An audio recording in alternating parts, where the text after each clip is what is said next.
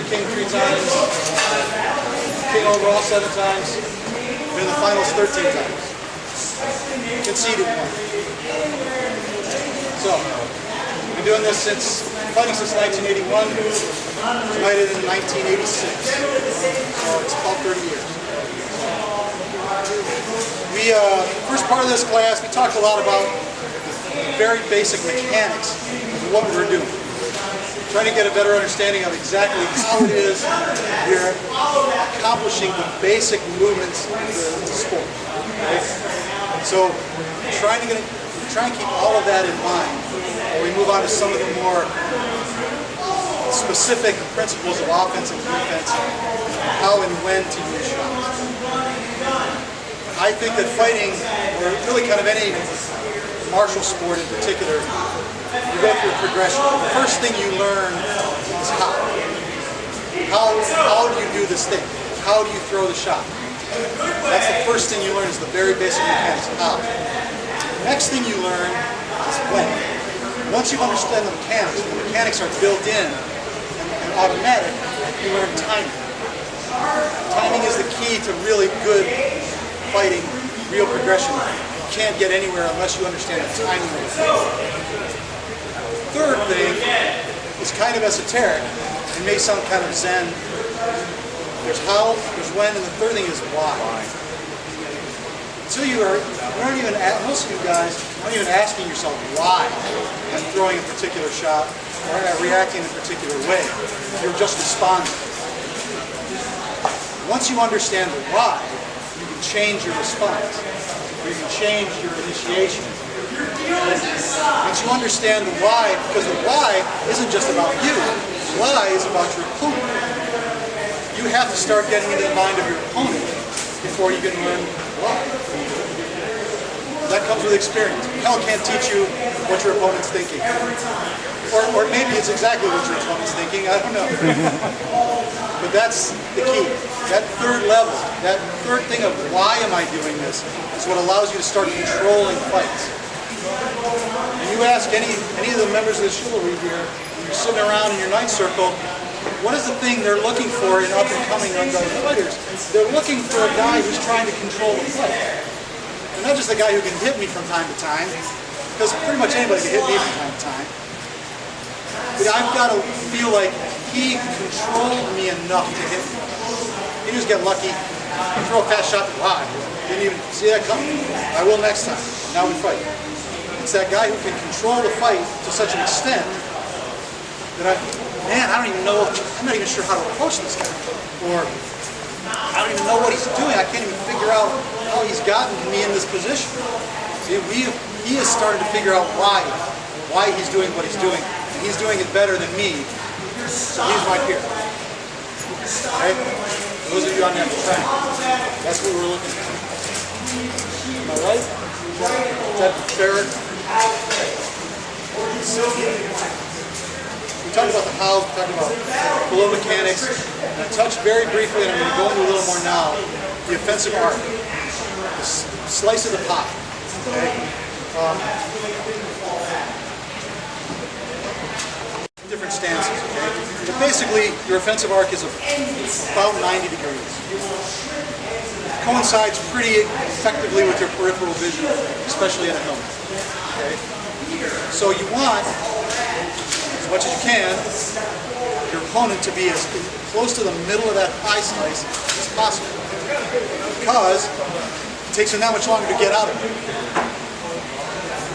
The offensive arc, your range, so to speak, it's pretty much, now Bruce Lee used to do the whole, take a giant step, and you take this giant step in a big circle, and that's your range. Bruce knew that as long as he didn't step past the line that you just described with your foot, he could relax. You didn't even have to be on guard, because you can't hit him. We all have that too, right? So that range and that pie, that 90 degrees, is your offensive arc, your zone of control. Right? The crust of the pie is your sword ring. The point in the middle of the pie is where you're standing. Your center of gravity. Okay? Using that understanding, being able to tell what that range is, it's going to take some experience to learn where your pie slices overlap is where the fight is. Does anybody understand that? Yeah. So what you're trying to do is get into your opponent's, you're trying to make your opponent's pie slice small, keep yours big so that you can overlap his better. Initiate the attack. It's kind of esoteric. It'll make sense in a minute. So if I'm very linear, my pie slice is over here. I can't really throw an effective blow past here without losing my balance. And I can't really throw an effective blow past here because I'm throwing behind myself. So there it is. The more I square up, right? If I lead foot forward, my pie slice still moves, right? I can kind of compensate by bringing my shoulders back, but I really can't generate force in that vector with my body. Okay? So, what we're looking for, we talked about, this is what we're going to talk about now, is using range as a defense. So we talk about being inside that pie slice. So, good. Well, we're using my sword. A longer sword. Actually, about the same. Okay. So,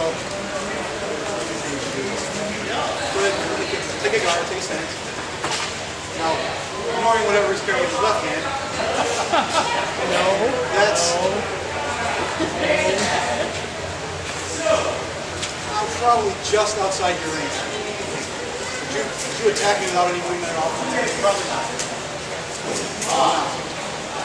I think I could. That's what I'm looking for. I'm looking for that decision point. And I can see it, usually in my opponent. That's experience again.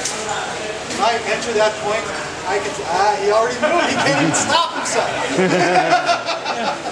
I can tell when I've reached into his range. Because you can see it. You can see it got set down. Right? Now we're going to fight, because I'm also in my range. Just barely. With that half step forward, I got a good shot. Okay?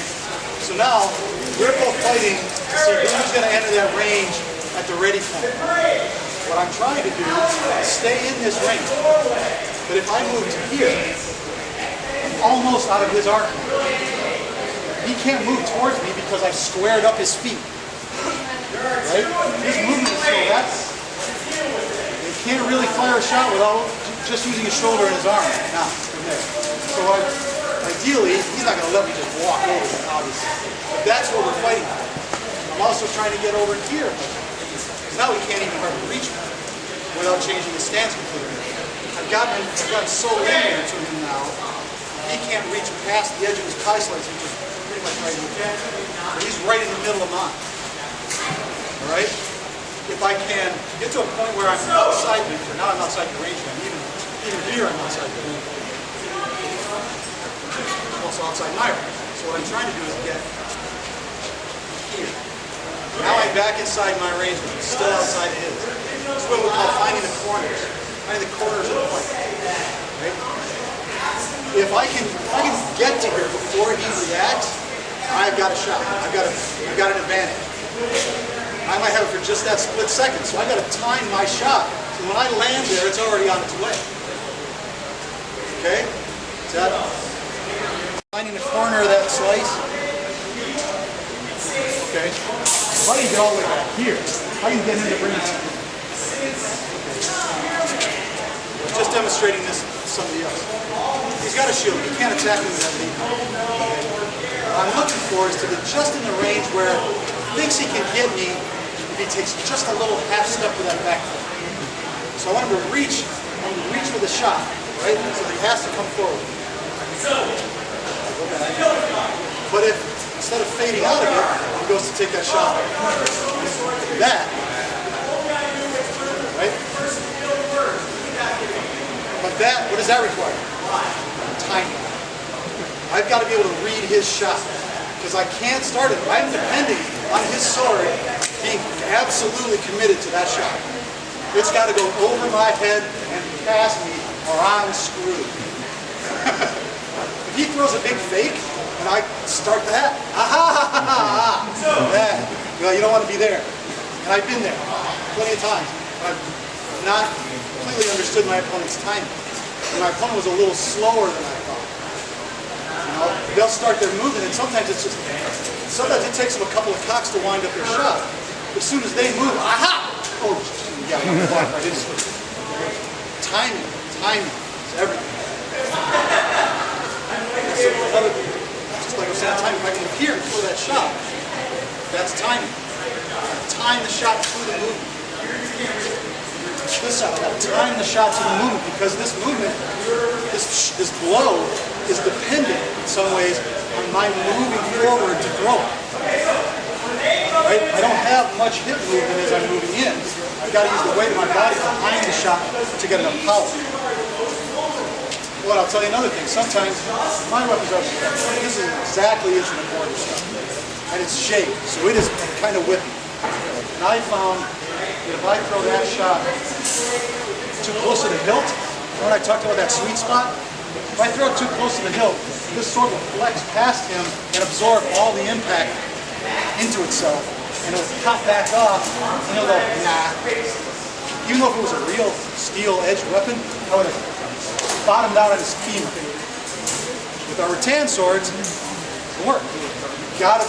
This is the tool we're using, right? So I got to choke up sometimes to get that shot there. Okay? So everybody get this pie slice. Any questions? See?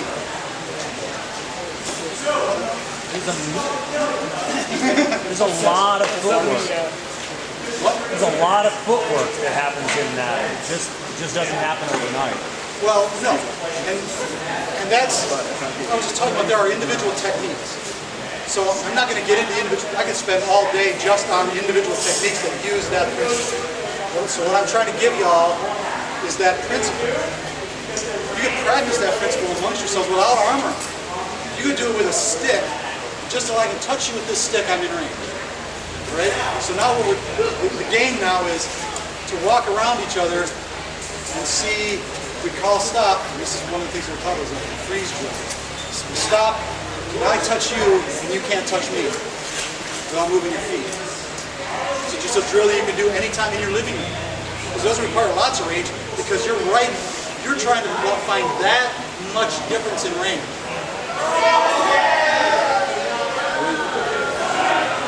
Two very high-level guys fighting, that's what they're fighting for, is that little bit of range.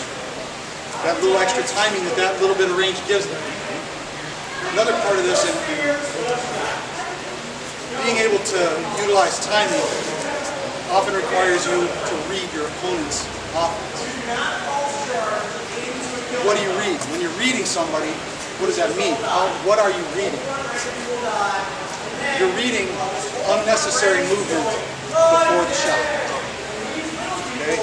Hopefully they're giving you some kind of clue before they launch the shot to what that shot's going to be. So when you're looking at them, when you're sizing up your opponent on the list, where do you look? Shoulders? You watch the shoulders? Okay. Everybody kind of watching here. I'm watching my opponent. I want to see what he wants to do based on how he's standing. No, I mean where I really want geographical position on their body. Eyes? You watch their eyes? Okay. Well, it's pretty old school martial arts right there. Rukai, always Rukai.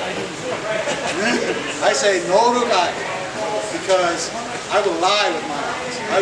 I will tell my opponent exactly what I want him to think when I look. When I'm standing and listening to my opponent, I tend to rest my eyes. I don't look. I rest my eyes out there. That lets me usually see his sword hand without focusing. Because I don't want to lose track of where his hips and his feet are. Okay? But if he's looking me in the eye, and I'll get a glance in his eyes because there's a certain amount of predator dominance thing going on. So you always look him in the eye to start with. But once the fight's started, I drop my gaze and I don't focus on anything. Look at nothing, see everything. That's another martial arts action. So, as we walk in, while I'm out of range, I can look at the guy because I don't care what he does with his eyes. Once I get in here, though, I tend to look down. But if I glance up and I see he's still watching me, that goes into my offense right there. Because now I can do that. He even knew what I was going to do. He couldn't help it. When I made that big move, I made a shield move. Okay? The eyes can lie. So look Gunner in the eye, because that's what he wants you to do. Exactly. So I can lie to him. Okay. All right. Now we can do it. Now we get to the heart of it. Okay. And all that stuff I was talking about before with the 4 basic blows, and how all your shots come through here, right? If every shot comes through here, this is where I start. There's no point in me starting, and the blows really don't start until your elbow is forward and your hand is moving, all right? So my ready stance is here. Sword's kind of vaguely blocking this side. It doesn't. At least it looks like there's a big gap here. If my shield position is right, it's actually pretty small and a hard one to reach it. It's only a little movement to block. More often, my blocks are this. Anything that's coming up into my head, I just squat down a little bit and the sword comes here. But from here, if you're out here in the A-frame, for instance, the fault I see in a lot of guys who play with an A-frame is their hand gets too far out. This is a very defensive style. You got to realize that when you're going to adopt it. This is a very defensive style. Yes, it guards a whole lot. It takes up about 3/4 of your opponent's targets, right? But you got no offense at all until you get your hand back to the body. But if I got to do this every time I throw a shot, we get back to that running the race again. Now we're running the race. I've got to run back 10 yards before I start my 100-yard dash. Why would I do that? Right, so you can still use this A-frame. I've seen it used effectively, but your hand has to be closer to it. This is kind of, because it's a defensive style, teach it to some new guys, who've been getting beat up for a few weeks, and we go, well, do this. Suddenly they're living longer, and they think, oh, this is great. I'm doing a lot better. Because now I'm lasting 30 shots instead of 4 before he kills me. But he still kills you. Well, yeah, but that's because he's better than you. Probably. But you might have got a shot off. Just saying, if you've been ready. From here, there are no tells. The shot goes directly from here to wherever your target is. You don't have to cock it back. The sword doesn't do any additional movement around. It's all from there right to the shot. And you lead with that hand. Lead with that elbow. And that we're talking about, that first shot, it's all from there. Even a Moulinet, I still got to bring my sword. I've got to bring my sword over to do it. My hand doesn't move that much before I actually start the shot. My hand starts here. So whether your sword's forward, back, but I believe your sword is forward.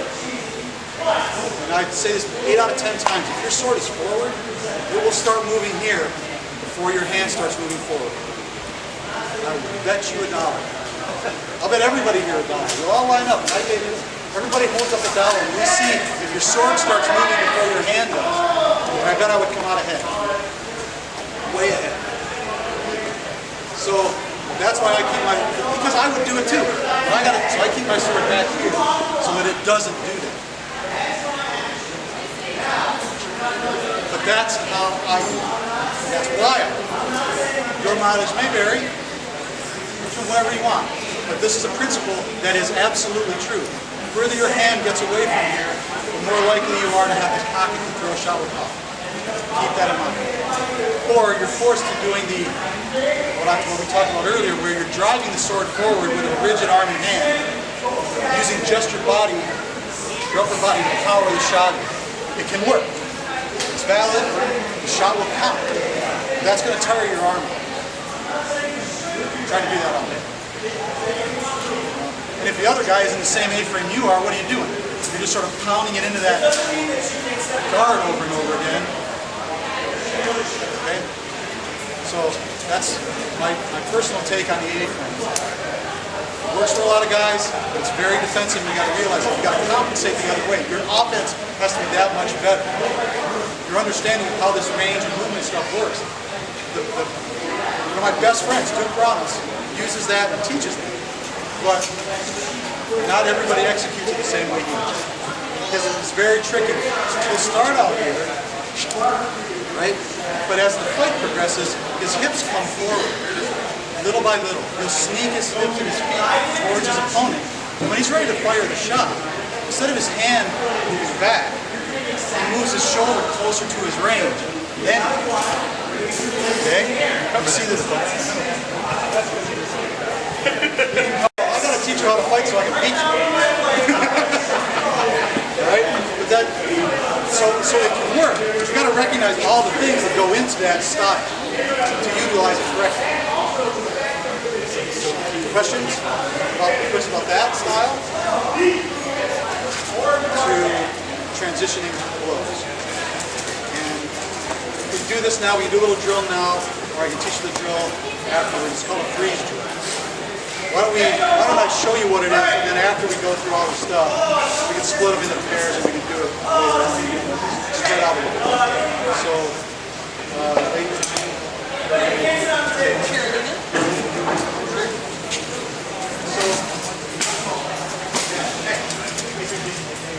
the idea here, and this usually we take the third person. So you two are going to fight. You're always, very slowly, right? This is just like warm-up drill, the slowest warm-up drill in the world. You're just going to throw shots, block them, throw them, block them, kind of trade, okay? Move around as much as you want. You don't have to stand in one place. Look for range, okay? So you just start. Now we do this with full armor with swords and shields. Now the third person, the trainer, whoever is, give me just some arbitrary person, says freeze. Freeze. Okay, now you are throwing the shot. Yes. Okay. From that blow, where can you transition mechanically? Where can you actually throw a shot from that stuff? What shot can you go to? Cover. They may cover both those things at the same time, but that's maintained. I'm asking you. Tell me, where are you going to go? Okay. Okay. Do you feel vulnerable there, or do you feel like you can block that shot? Okay. Okay. Yeah. Well. For these purposes, right? With the shield, yeah. So what I want how this to work is that the defender actually says, okay, I feel like I'm open here.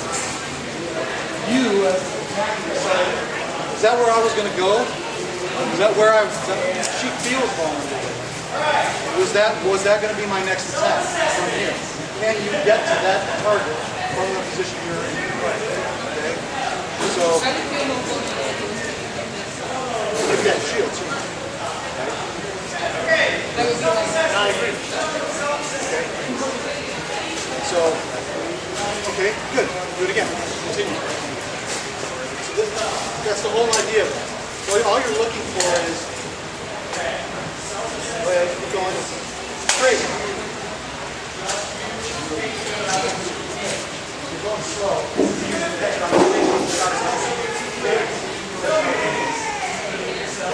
Your best shot.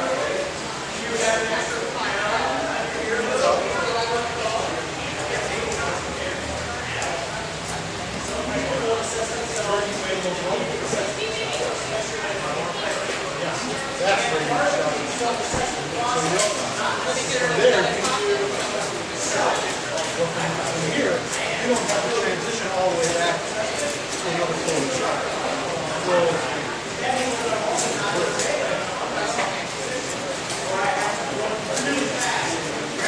past your transition, he already feels vulnerable.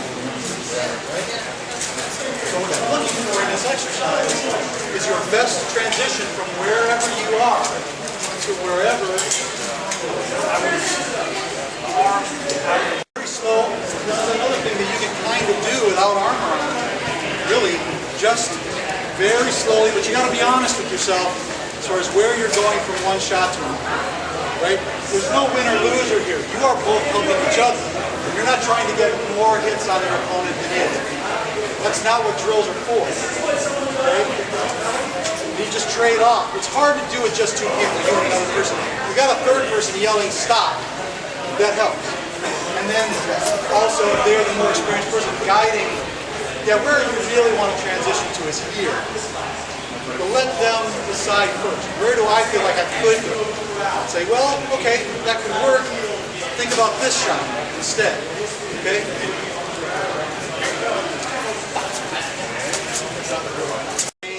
Like a couple of those times through that shot, and you realize, well, you went to block it, but you would have totally missed it. Right? So be aware of all of it. It's very slow, but very focused. And both of you are doing exactly the same thing. You aren't trying to get one up on each other. You're teaching each other. You're helping. Okay?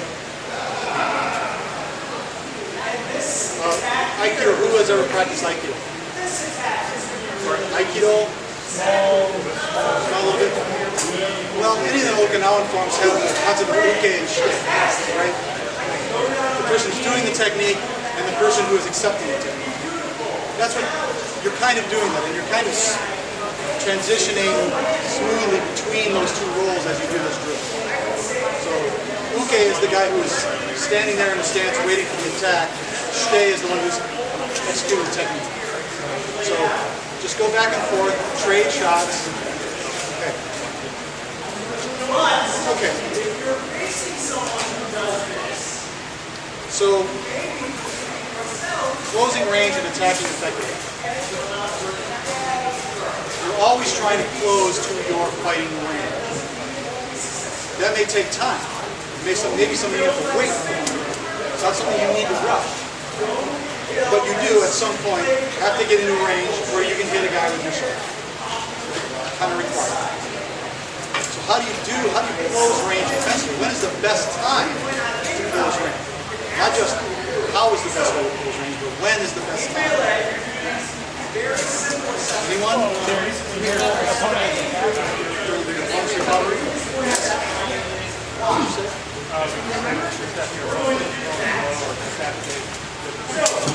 Okay, so after opponents initiate an attack, yes, or as they are recovering, or even during the shot, once they have committed to something, is the best time to close range.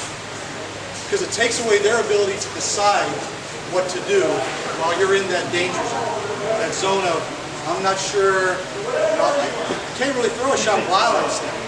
I have to start the shot before I start the step.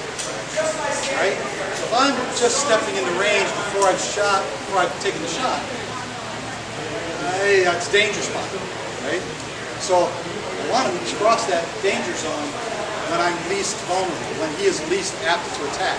And that's oddly during an attack, after an attack has started, or as Carolina pointed out, is when they're withdrawing, when they're recovering from an attack. Great time to step. Doing it defensively depends on what they're presenting you. If they're starting an attack, well, obviously you block that attack to close range.